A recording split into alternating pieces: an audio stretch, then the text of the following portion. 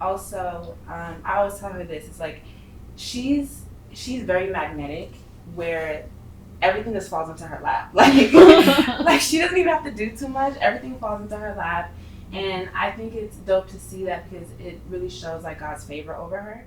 So I think it's super inspiring. It's like, Hi, Henry. Hey, girl. How are you doing? You look amazing. Thank you. Thank you so much for being here. Thank you for having me. I wanted to do a docu-series. I've been wanting to do it for a while, and I was like, I want to kickstart with a woman of color, of course, and you came to mind. So I'm super grateful that you wanted to do the interview. I want people to get to know who Henry is, your artistry, your personal journey. So I'm hoping that, you know, as we go through the questions, you feel comfortable sharing and let people in to get to know you, you know? Yeah, I've been wanting to do like an interview for a hot minute, just, you know, but like you mentioned, just diving into who I am, because, you know, there's substance there. Yeah, girl. Let's get to it. Before we talk about your music, I would love for you to give us just a background, like who are you, where you're from, how did you, you know, growing up, like a little bit more there before we get into the deeper questions. Okay, yeah. So, I'm just gonna unpack it. Well, you know, I've been doing music since I was about 6. I think that's when I really knew that I wanted to be an artist. That showed up as like, you know, writing, dancing, just really being in the arts. I was in chorus. My dad always used to tell me that like I was an entertainer in a way, a character. Like I would just break out and sing or break out and dance. And I did have a teacher that like I feel like she knew, you know, that I was like talented and gifted. And I feel like that's where it really started. I grew up in Silver Spring, Maryland, White Oak to be exact, Rockwood Drive. So I'm a Moco shorty, you know what I'm saying? Shout out to the PG girls, but I'm a Moco baby. I feel like I've always knew what I wanted to do. I think it was just getting there and finding out how to get there, because I feel like where I grew up, I didn't really see a lot of representation when I was younger. So it was like, damn, like I want to be a star, I want to be a singer, but like I don't know how to get there because I didn't have the guidance. So, you know, I hope that answered your question. Absolutely. And, you know, speaking of family, Yeah. when you think of family and friends, how would they describe Henry? I would say spiritual, kind, funny, because I've been making them laugh, talented, beautiful, open, genuine, down to earth. I think fun. Okay. I would say, you know, fun. How would you describe yourself? Definitely the same way. Spiritual, talented, ambitious, beautiful. Okay. Open for sure. And I would say aware. Yeah. Well, it sounds like Henry, the people Henry know and the Henry knows is very much aligned. So you're showing up authentically, and I love that. Thank you. You talked a bit about having a love for music from a very young age. Who would you say helped to like support and nurture that love when you were younger? So I don't come from a musical like background. I would definitely say the chorus teacher that I had in like elementary school, I think she knew that I was like, you know, gifted. I feel like she knew, like she picked on me, but I'm like not in a negative way or anything like that. But I feel like I was like the student that like always sang the loudest, because I was like, oh, I can hit this note. I don't know about y'all, but I'm gonna do it. And like, you know, I think she nurtured that. Because then after that, I ended up doing like honors chorus, and I was like the youngest or something like that. My father also helped with that when I was younger. He bought me my first guitar. Yeah, I didn't honestly. I didn't know how to play it. I don't think I took the time to learn either. But like, I was like, you know, I'm just have it. I broke it. And I do remember my parents buying me like a toy stereo, like a speaker, microphone, and like I think that's where it really started. Yeah, and then from there, I think with God, He helped me to nurture myself, and I just learned along the way. Okay, got you. Who were you listening to when you were younger? Like preteen Henry, teenage Henry, and like why did you gravitate towards those people? Okay, so I definitely listen to a lot of, so like when we talk about preteen, it's like what, 11 to like 13? Yeah, like 10, 11, 12 maybe? Yeah, 10, 11, 12. I was listening to a lot of artists around that time, but specifically I remember listening to Michael Jackson, Rihanna, and like even with Rihanna, like when I think back to like, I don't know, 2012, I feel like I followed her on her journey, and like she's someone that really inspires me because you just saw the evolution, like just her transforming into who she was, and I know word for word, bar for bar with every album. So Rihanna, Jhené Aiko, I really love Jhené. I think she, like, you know, she was someone that helped me to tap more into myself, just being vulnerable and like open and like just doing the inner work and, you know, writing about it. So I was listening to her, SZA, Frank Ocean, a little bit of Jay-Z, Missy Elliott, Timbaland, Justin Timberlake. Yeah, and Black. Yeah. You were hip to a lot of people as a preteen? I was listening to a lot of music, and I wasn't really out and about. I think I was in my space a lot, alone by myself. So I was like, you know what, let me learn, and this is gonna help me later on. Yeah. What about teenage Henry? Because that's when you start to like ask questions about life and really figure yourself out. Like, who were the artists that you gravitated towards a lot in those years? Definitely the same people. The same people. But it was a lot of Rihanna, it was a lot of SZA, Jhené, Erica, Lauren, a little bit of Missy, a little bit of Lil Kim. Yeah. But those artists. Those are my favorites. So dad supported you when you were younger, got you the guitar, even though you broke it, but like he was nurturing that talent and that like love for the arts. Yeah. At what point were you like, okay, I know I love music, but now I want to do it full time? I think I was in I want to say my senior year of high school. I think like I don't think people knew what I really wanted to do, but I always knew what I wanted to do. So I remember I had this one teacher, he was my math teacher. He was like, I really wonder what you're about to be. And I was like, I mean, shit, who knows? But I knew what I wanted to be.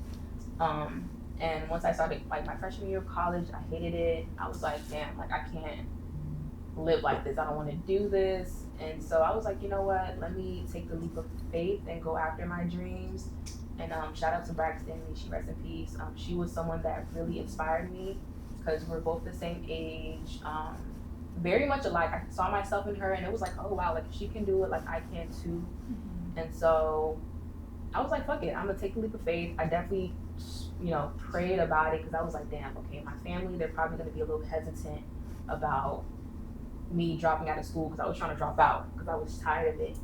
And, you know, just a lot of back and forth. And finally I was like, you know what, I'm gonna go with my heart. God is showing me like confirmations from people, and like, so I was like, you know what, let me just do it. So it was around my freshman year of college. Okay. So when she started to step into like, okay, I'm gonna be an artist full time, I'm writing, I'm recording, how did that feel? It felt good. I felt like I'm stepping into my purpose. Like it felt fun. It was new. Like it felt like everything I learned in the past, you know, it was catching up to me. It was like, okay, like, because mind you, I didn't engineer myself at all. Like I had my iPhone, voice memos. I remember being in like 7th grade looking up studios in DC, and I'm like, damn, I can't afford that. My mom can't afford that right now. So I had to, you know, I had to make it work. So, you know, I recorded on my phone. I had hella songs, but it felt good. It was like a full circle moment. It was like, okay, I'm really stepping into it for real. Okay. Can you find any of those songs still? Okay. Have you like listened to them, any of them recently? Recently, no, but I have them like in my notes. Okay. It's almost like a journal. To look back, listen, and really like see the growth. So yeah, I feel like back then I was ahead of my time. It was like, girl, you have not experienced love. You are talking about love, like what's tea? Yeah. But yeah, I love that. Okay. all right, so you decided, okay, I'm gonna be a musician, I'm gonna do this full time, but you're an independent artist, you know? And I feel like that's a very unique experience to have as an artist. So I would love to hear, like, what has that been for you? You know, how have you been able to, like, maintain your creativity, authenticity as, like, an independent artist, as well as, like, what has been difficult? Yeah,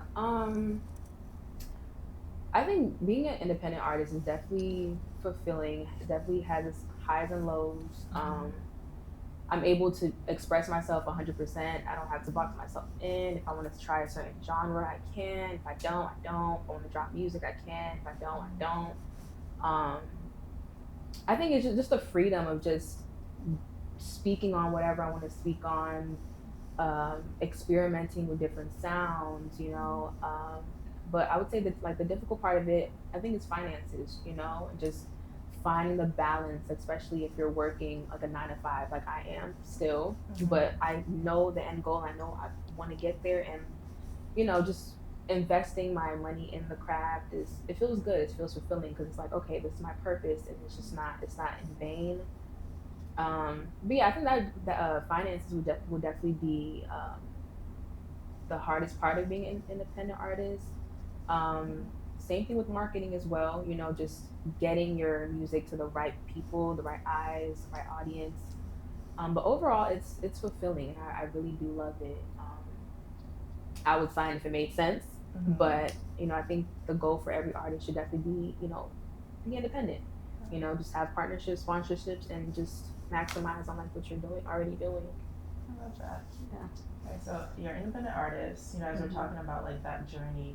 I was recently reading an interview with singer, rapper, writer. She's, like, super talented, Mona Leo, and she was talking a lot about just colorism in the industry. Yeah.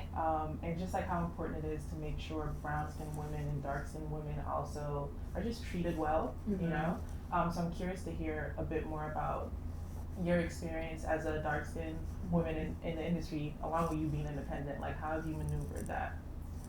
To be fully transparent, I haven't gone through that colorism in the industry, but it's definitely real. I do feel like it goes back to history, with dark-skinned women not being, like, looked at or overlooked, or, like, not being desired. And I do believe that, it's true. Like, we see it, lighter-skinned women, it's easier to market, preferred or whatever. But I am really blessed to have, like, a team that I can talk to about, stuff like this, so that, when I do experience it, I'm ready, to work 10 times harder to be at the top, because I want this.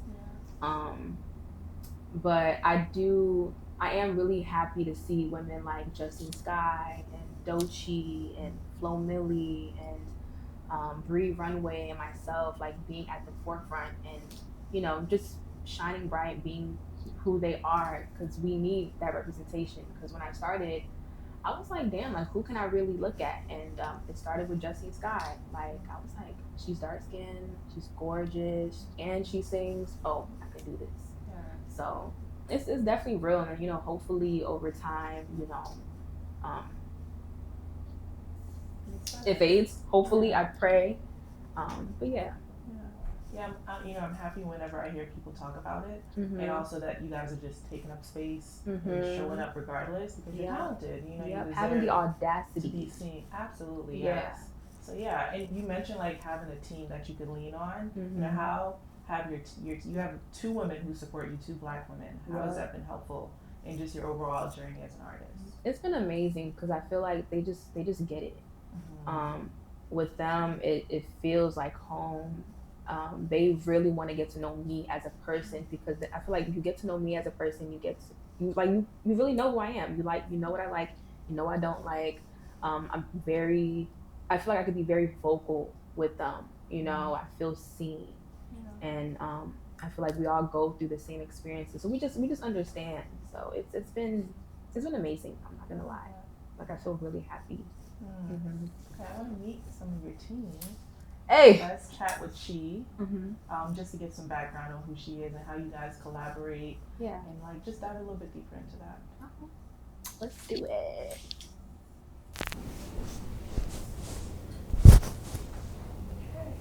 Hi. You look great. Thank you. You look great too. Thank you. So I want to ask you and Henry some questions, but I want to level set and just talk about who you are, your passions, and then we can jump into those questions. Okay, well, my name is Chi Ume. People call me Supernova Chi. I'm like socials and stuff like that. I'm a creative director for my clothing brand Blue Hill, but I creative direct for music artists, fashion designers, and people who are like emerging and aspiring creatives who need kind of like more direction with their brand identity. I also am the founder of Visionary Zine Studio, which is like a creative agency that helps curate ideas for aspiring creatives. And it's really just about like helping creatives build that independence that they need to have that maximum visibility. So it's also kind of like a marketing agency as well. And I also full-time manage Henri B Stylist. It doesn't even feel like I manage her, it's like a sisterhood for real. It's like managing my little sister or something like that. So it's really dope. And I'm just honestly like, anything I can get my hands on creatively, that's just what I like to tap into. But that's pretty much the gist of what I do. I'm from Boston, Massachusetts, so I travel a lot, but I've really been loving the DMV lately too. I'm thinking of moving here. Be closer to Henry. Right, exactly. But yeah, that's pretty much the whole gist of what I do. You do a lot. You do it very well. Thank you. So yeah, I want to talk about the sisterhood between you and Henry. A little bit about how both of you guys connected. You're both creatives in different ways. How did you guys make that link up? So it's funny because like years ago, I discovered her music. One of the songs that I really love was A&E. And I would always tell her and DM her, like, I love this song. Like, she would put out a new song, I'm like, I love A&E. Like, that was my song. And we kind of connected on social media, but it wasn't really like, you can get too surface level on social media sometimes. So, fast forward like years later, we ended up being New York Fashion Week randomly. And we basically knew that we were in town, and we were like, oh, let's link up. So we linked up, and it just felt like an instant connection. Yeah. And honestly, ever since then, we've been clicked up ever since. I started off helping her with like creative direction and visuals, but then it just made sense for me to like manage her. I was curious on who she was for real. I was like she mentioned, like, you know, like I think internet friends are very surface level, but like when we met up, I was just like, for you. Yeah, it made sense. Why are you so quiet? Yeah, I was very reserved when I first met her. I always could feel people's energy, but I think like through the night, like she like started opening up and like, it's okay. Okay. Good. Yeah. Yeah. So now you guys have a sisterhood. Chi, you described your relationship with Henry, and Tony, who is Henry's stylist, yes, as a sisterhood. yes. So, with that at play, how does that help the dynamic of the relationship and how you collaborate creatively? I think it's beautiful because there's no like competition. We all want to see each other grow, and we all have different lanes, and we play our positions very well. So I feel like that plays a great part into our dynamic, is that like we all generally want to see each other win. And so even though like on paper I'm her manager, it's like I still talk to her like she's my friend, like my sister, and same with Tony. And me and Tony are a little bit older than her, so I think it does have that like big sister dynamic where you generally want to see her like grow and evolve, and we really believe in her music. But it's not even just about the music, but it's also like her as a person. Cause I'm the type of person where it's like if I don't like you as a person, I don't think I can work with you. You know what I'm saying? So we definitely developed a friendship first before a work relationship, and same thing with Tony. Yeah. Okay, this question is for both of you. Okay, what is one thing, let's start with you, Henry, that she does that like inspires you or amazes you? There's so many, but I love how I love her mindset of like, she's just so positive, like very, like the way she speaks about what she wants, this feels very attainable. Like I have an abundance mindset, like, I'm gonna be here. We're very aligned when it comes to like to our spirituality and like, just where we see ourselves. Yeah. And like that really inspires me, because it's like, okay, like let me let me work on my mindset. Like probably like 2 weeks ago, I was like, damn, like I need to work on myself when it comes to like just internally in the way I think. You know, just not limiting myself, having the audacity, being confident, and like she really inspires me to do, you know, to do that. To be that. Like I said, there's a lot of things that inspire me about Henri, but I think the thing that I love about her, there's two things. One is her perseverance. Like, she is the type of person that goes after what she wants and she does not stop. She's not the type of person to give up, and I think that's inspiring because it makes me want to go harder too for her. So if I see her going hard, it's gonna make me want to go hard too. So I think her perseverance is something that I really look at, and it inspires me to keep going. Also, I always tell her this: it's like she's very magnetic, where everything just falls into her lap. Like like she doesn't even have to do too much. Everything falls into her lap, and I think it's dope to see that because it really shows like God's favor over her.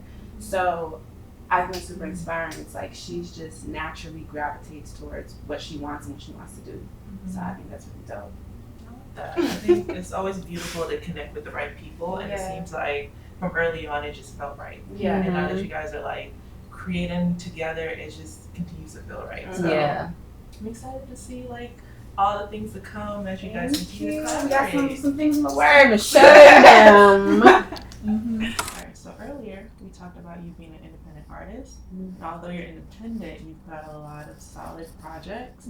So I want to take a moment to unpack each just a little bit, talk about the inspiration, and also want to hear at least one song from each project that you still revisit and why. So let's start with Alter Ego, which you put out in 2019. That was your first EP, right? Yeah. Okay. What was the inspiration there?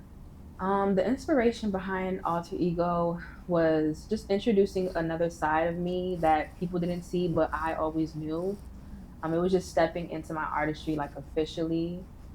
That was the inspiration behind it, just showing the world like this is me for real, like here. I love that. What's one song you still revisit and why?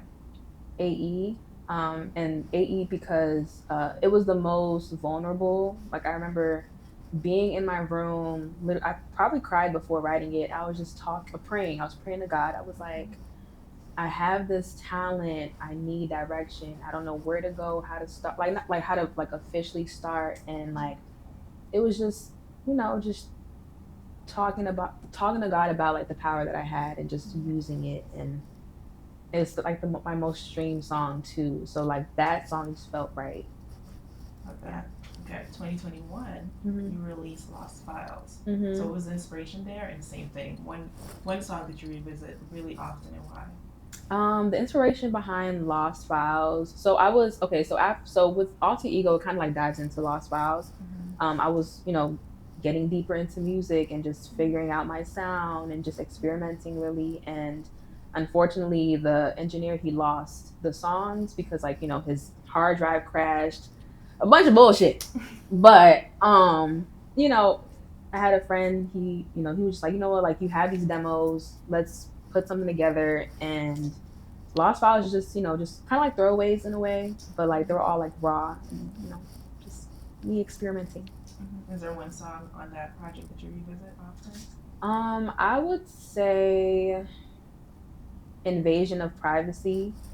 That because it's Lauryn Hill inspired. And I always think about like performing it live, like damn, it would sound really good with a band, and like it sounds good. It sounds good to me. Love that. What about Phases? What's the inspiration there? The inspiration behind Phases, I feel like same thing. I feel like all these projects like just it kind of gets deeper and deeper into like just who I am. I was learning more about myself. I was in a situation or whatever, and a situation with like, just engineers and just, people I was working with. And it was just me expressing more, just expressing myself, like just being confident. I was going through a lot of different things, friendships, relationships. So it was just me just expressing how I was going, like what I was going through, especially during the pandemic. It was just me expressing myself. I listened to Release a lot because I was just talking my shit, like just it's a very confident song, and like, you know, that the inspiration behind that was more so like, if I did it, if I've done it before, I can do it again, you know. So just stepping more into my artistry and being confident in myself, and you know, God gave me this gift, so I'm gonna meet the people I need to meet along the way, and whoever I was working with before was who I needed to work with at that time, and just gotta keep pushing. Yeah. So you shared that you're working on a new project. What's the vibe for that one? Like, what are you leaning into? If you could share anything right now. Definitely more like Afro beats. I've really wanted to experiment with that. You know, it's Rihanna inspired. And that's all I want to give. I love that. Thank you, Henry. Yeah. Thank you so much. I feel like I've gotten to know you on a deeper level. You know, I've been a fan, so I'm super excited for this interview to really learn a bit more about your journey, your artistry, the inspiration. I always find that really interesting from artists, because I can listen and be like, okay, I think this is where she was at. Yeah. But hearing it from you is really different. So I appreciate that. I'm super excited for the next EP for sure. Thank you. Thank you for having me. Like, I support you as well. You know, having a platform that celebrates Black women. Like, you're giving me very much Oprah. Like, no, I really appreciate you. Thank you. I support you. You support me. I love that for us. Support each other. Let's win. That is the same theory. The things they have stuck in our head in this generation. Girl. Okay. Love you guys.